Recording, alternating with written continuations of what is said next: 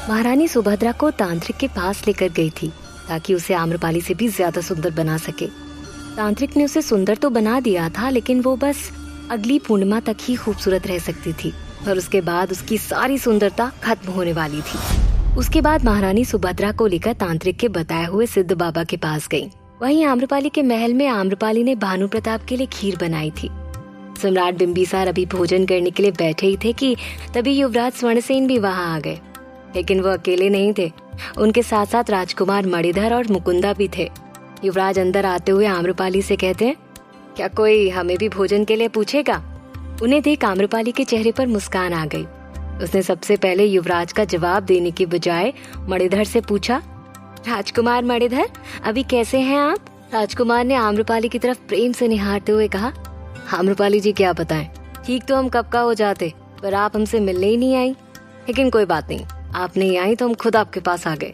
उनकी इस बात को सुनकर सम्राट बिंबिसार और वहीं खड़ा सोम मणिधर को घूर कर देखने लगे। मणिधर की बातों से आम्रपाली मुस्कुरा गई। उसने कहा, हमें क्षमा कीजिए राजकुमार, हम थोड़ा व्यस्त हो गए थे। तभी उन दोनों की बात को बीच में काटते हुए युवराज ने कहा, मतलब नया मित्र क्या मिल गया, आप तो हमें भूल ही गई। आम्रपाली ने उनकी तरफ प्रेम पूर्वक देखते हुए कहा, युवराज, हमारे लिए सौभाग्य की बात है कि आज आप हमारे महल में भोजन कर रहे हैं। आइए बैठिए। ऐसा कहते हुए आम्रपाली ने वहाँ युवराज के साथ साथ राजकुमारी मुकुंदा और मणिधर के लिए भी आसन लगवा दिए। सरना चुपचाप खड़ी थी और राजकुमारी मुकुंदा को ही देख रही थी, जो कि युवराज स्वर्णसेन के बगल में बैठी हुई थी। आम्रपाली ने सबकी थाल में खुद भोजन परोसा और कहा, आज भोजन हमने पकाया है, उम्मीद करते हैं आप सबको पसंद आएगा। सबने खाना शुरू किया। सम्राट बिंबिसार ने रोटी का एक टुकड़ा तोड़ा ही था कि तभी युवराज स्वर्णसेन ने उनसे कहा, भानु प्रताप जी, ये गलत बात है। सम्राट बिंबिसार के हाथ खाते खाते रुक गए। इसके साथ ही सभी की नजर युवराज स्वर्णसेन पर गई।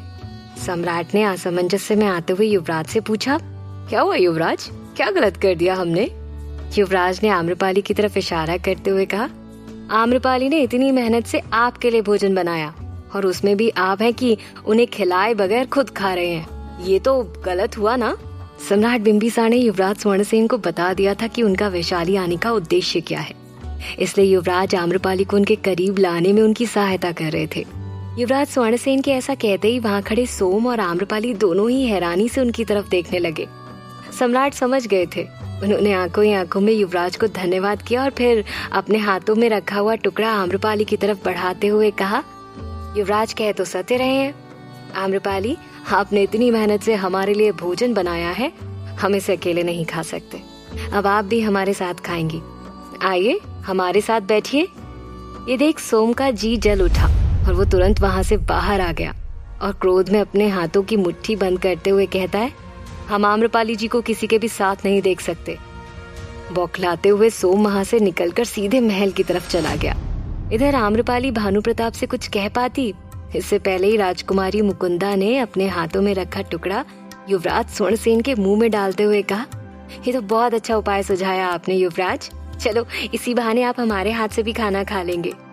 युवराज बड़े प्यार से खाने लगे और राजकुमारी मुकुंदा से कहते हैं, एक आप ही हैं राजकुमारी जो हमारा इतना ख्याल रखती हैं, यदि आप ना होती तो न जाने हमारा क्या होता। वहीं खड़ी सरना उन दोनों को देख रही थी। उसे अंदर ही अंदर ये सब अच्छा नहीं लग रहा था, लेकिन फिर भी वो वहीं खड़ी रही। तभी राजकुमार मणिधर ने आम्रपाली से कहा, आम्रपाली, यदि आप बुरा ना माने तो क्या आप हमारे साथ भोजन करेंगी? सम्राट बिंबिसार ने देखा कि मणिधर आम्रपाली के प्रति कुछ ज्यादा ही प्रेम दिखा रहा है, इसलिए वो राजकुमार मणिधर से तुरंत कहते हैं, अवश्य राजकुमार, वो हमारे साथ भोजन अवश्य करेंगी, लेकिन आप चिंता मत कीजिए, हम हैं ना। ये बोल उन्होंने आम्रपाली से कहा, आम्रपाली, जब तक आप नहीं खाएंगी हम भी नहीं खाएंगे। आम्रपाली कुछ बोल पाती कि तभी फिर से राजकुमार मणिधर कहते हैं, सही कह रहे हैं भानु प्रताप जी, हम भी नहीं खाएंगे। ये बात सुनकर सम्राट बिंबिसार को लगा कि मणिधर आम्रपाली को लेकर कुछ ज्यादा ही अधिकार जमा रहा है। वो बड़बड़ाते हुए मन में कहता है, कुछ ज्यादा ही रास्ते में आने की कोशिश कर रहा है। अभी सम्राट रूप में होते तो आम्रपाली की तरफ देखने की हिम्मत भी नहीं करता। तभी आम्रपाली ने उन दोनों को समझाते हुए कहा, आप लोग बेवजह ही जिद कर रहे हैं, हम खा लेंगे, लेकिन आप लोगों को खिलाने के बाद। जैसे ही आम्रपाली ने ये कहा, सम्राट बिंबिसार ने देखा कि मणिधर अपनी जगह से खड़े होने की कोशिश कर रहा है। ये देख सम्राट झट से खड़े हुए और आम्रपाली का हाथ पकड़कर अपने पास बिठाते हुए कहते हैं, नहीं आम्रपाली, आज हल्दी का लेप लगाते वक्त हमने आपकी बात मानी थी, तो अभी आपको हमारी बात माननी होगी। आप हमारे साथ भोजन कर रही हैं। ऐसा कहते हुए उन्होंने तुरंत एक रोटी का टुकड़ा तोड़ा और आम्रपाली के मुंह में डाल दिया। ये सब इतनी तेजी से हुआ कि आम्रपाली कुछ कह ही नहीं सकी, लेकिन सरना को उन दोनों को एक दूसरे के साथ देखकर अच्छा लग रहा था।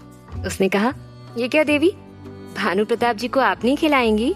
आम्रपाली कुछ नहीं कह पाई।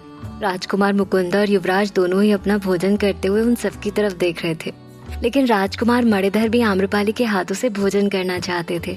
उन्होंने मजाकिया लहजे में कहा, ये तो गलत बात है। आम्रपाली के लिए चोट हमने खाई और भोजन वो भानु प्रताप जी को करा रही है। तभी आम्रपाली जी के साथ साथ वहाँ बैठा हर एक व्यक्ति मुस्कुरा उठा। ये बात सुनकर सम्राट बिंबिसार का खून खौल उठा। वो तुरंत कहते हैं, चोट आपको सिर पर लगी थी, हाथ में नहीं, तो आप अपने हाथों से भोजन कर सकते हैं राजकुमार। वहाँ सिर्फ सरना और युवराज स्वर्णसेन ही ऐसे थे जिन्हें पता था कि सम्राट बिंबिसार पर क्या बीत रही है। उनकी हालत देखकर उन दोनों को अंदर ही अंदर आनंद आ रहा था। इसी तरह बातें करते हुए उन्होंने भोजन कर लिया। उसी बीच सरना को ऐसा एहसास हुआ जैसे उस कक्ष के बाहर से छुपकर उन्हें कोई देख रहा है। उसने तुरंत अपने पीछे पलटकर उस तरफ देखा, लेकिन उसे वहाँ कोई नहीं दिखाई दिया। वो तुरंत अपनी जगह से उठी और सुनिश्चित करने उस तरफ गई कि क्या वाकई वहाँ कोई था। लेकिन जब उसे कोई भी नजर नहीं आया तो वो निश्चिंत होकर वापस आने लगी। तभी रास्ते में उसे युवराज स्वर्णसेन मिले, जो अपने हाथों में खीर की कटोरी लिए सरना की तरफ देख रहे थे। वहीं दूसरी तरफ महारानी सुभद्रा को लेकर तांत्रिक के बताए हुए सिद्ध बाबा के पास गई थी। सिद्ध बाबा वहाँ से करीब 5 योजन दूर एक गुफा में रहते थे। महारानी जब वहाँ पहुंची तो वो सिद्ध बाबा उन्हें कहीं भी नजर नहीं आ रहे थे। उन्होंने कपाला से कहा, कपाला, क्या हम सही पते पर आए हैं? देखकर ऐसा लग रहा जैसे सिद्ध बाबा यहाँ रहते ही नहीं। कपाला ने भी चारों तरफ देखते हुए कहा, लेकिन पता तो यही बताया था तांत्रिक बाबा ने। उसी वक्त सुभद्रा ने एक तरफ इशारा करते हुए कहा, शायद तांत्रिक बाबा उनकी बात कर रहे होंगे। सुभद्रा की बात सुनकर महारानी और कपाला दोनों की नजर उस तरफ चली गई। उन्होंने देखा कि वहाँ एक बाबा था जिसके पूरे शरीर में राख लगी हुई थी और वो अग्निकुंड के पास ध्यान लगाकर बैठा था। उसे देख महारानी ने कहा, चलो चलकर बात करते हैं। वो तीनों उनके पास पहुंच गए। महारानी ने उनको प्रणाम करते हुए कहा, प्रणाम सिद्ध बाबा जी, हम वैशाली की महारानी हैं। हम अपनी समस्या आपके पास लेकर आए हैं।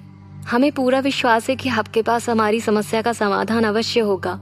रानी के कहने के बावजूद भी सिद्ध बाबा के ऊपर कोई भी असर नहीं हुआ। ऐसा लग रहा था जैसे महारानी की बात उन्होंने सुनी ही ना हो। महारानी ने एक बार फिर कहा, सिद्ध बाबा जी, हम वैशाली की महारानी हैं। अब की बार सिद्ध बाबा ने अपनी आंखें खोली और उन तीनों की तरफ देखा। तीनों ने एक बार फिर अपने दोनों हाथ जोड़कर उनको प्रणाम किया। सिद्ध बाबा चुपचाप उन तीनों को घूर कर देख रहे थे। उनके चेहरे के भाव ऐसे थे मानो उनके सामने कोई इंसान नहीं बल्कि पिशाच खड़ा हो। उन्होंने तीनों की तरफ ध्यान से देखते हुए कहा, चेहरे पर लालिमा लेकिन हृदय से कालापन झलक रहा है। किसी और की खुशी छीनकर स्वयं को खुश रखने की प्रबल इच्छा दिखाई दे रही है, परंतु इस संसार में सब कुछ क्षणभंगुर है। जो जैसे बीज बोएगा वैसे ही फल काटेगा। सिद्ध बाबा ने साफ साफ शब्दों में उनके सामने आईना रख दिया था और उनका भविष्य भी बता दिया था। लेकिन महारानी तो बस जैसे अपनी बात मनवाने आई थी। उन्होंने सिद्ध बाबा की बातों पर ध्यान देने की बजाय उनसे कहा, बाबा, हमें आपकी सहायता चाहिए। सिद्ध बाबा ने उनके कहने से पहले ही हाथ दिखाकर उन्हें शांत करा दिया और कहा, हमारे पास आपकी समस्या का समाधान है, परंतु एक बात का विशेष ध्यान दीजिएगा। इस समस्या का समाधान मिलने के बाद आप दोबारा पलटकर हमारे पास नहीं आ सकती, और एक बार हमारा उपाय विफल हुआ तो दोबारा उसका प्रयोग आप नहीं कर सकती।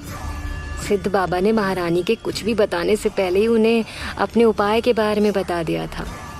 महारानी ने हाथ जोड़कर कहा, अवश्य बाबा, हम ध्यान रखेंगे। सिद्ध बाबा ने अपने पास रखा कमंडल उठाया और उनमें से एक मुट्ठी भस्म निकाली और कुछ मंत्र पढ़कर उस जलती हुई अग्नि में उसे फेंक दिया।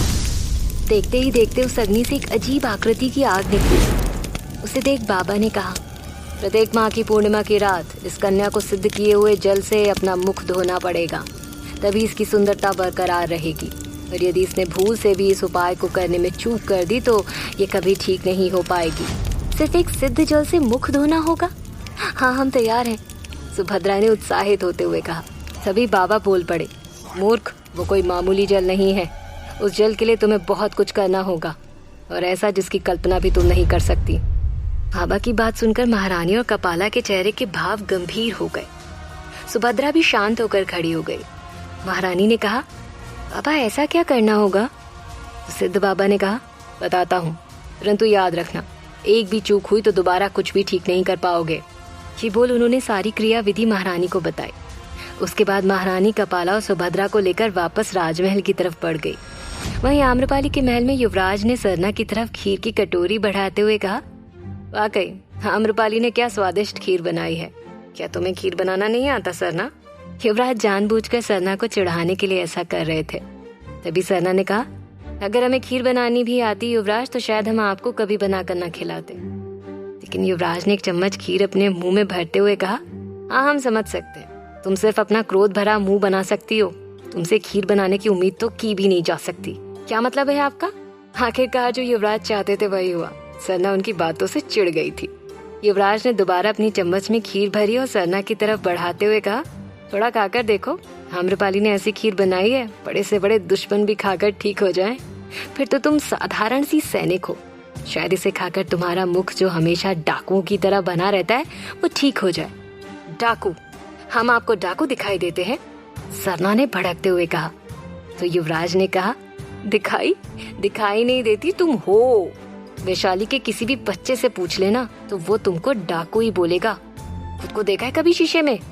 बोलती हो तो ऐसा लगता है जैसे किसी को मारने वाली हो, देखती हो तो ऐसा लगता है कि आंखों से ही भस्म कर दोगी। क्या ये सारे गुण डाकुओं में नहीं होते? सरना को अब युवराज की बातें बर्दाश्त नहीं हो रही थी। वो अपने पैर पटकते हुए वापस आम्रपाली के पास चली गई, जो उस वक्त सम्राट बिंबिसार के पास ही बैठी हुई थी। लेकिन इन सबके बीच कौशला देवी से मिल आचार्य सुमंत वैशाली वापस लौट आए थे। वो आम्रपाली के महल में ही थे और ये सब कुछ दूर से देख रहे थे। आम्रपाली को जीवित देखकर उनका क्रोध बढ़ चुका था। उन्होंने कहा, आम्रपाली, वापस आ गया हूँ मैं, और अगर मैं वापस आया हूँ तो तुम्हें जाना ही होगा, वो भी हमेशा हमेशा के लिए। इस बार तुम जीवित नहीं बचोगी, तुम्हारी मृत्यु सिर्फ मेरे हाथों लिखी है। इधर सरना को एक बार फिर एहसास हुआ जैसे कोई उन पर नजर रख रहा है, लेकिन वो वहां से उठकर जा पाती तभी राजकुमारी मुकुंदा ने कहा, ऐसे भानु प्रताप जी और आम्रपाली जी की जोड़ी शानदार लगी हमें। ये सुन आम्रपाली के तो जैसे होश उड़ गए। उसने तुरंत कहा, अरे नहीं राजकुमारी जी, आप गलत समझ रही हैं। भानु प्रताप जी किसी और से प्रेम करते हैं और उनसे विवाह करना चाहते हैं। क्या? ये किसने कहा आपसे? युवराज हैरान होते हुए कहते हैं। युवराज स्वर्णसेन इस बारे में नहीं जानते थे। उन्होंने तुरंत सम्राट की तरफ देखा तो सम्राट ने आंखों से उन्हें इशारा किया कि जो भी कुछ आम्रपाली बोल रही है वो उन्होंने ही उसे बताया है।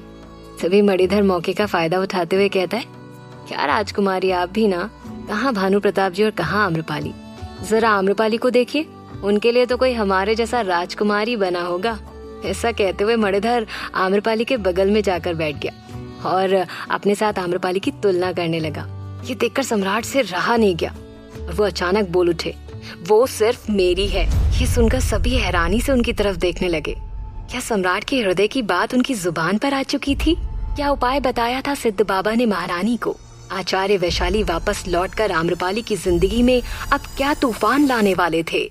जानने के लिए सुनते रहिए।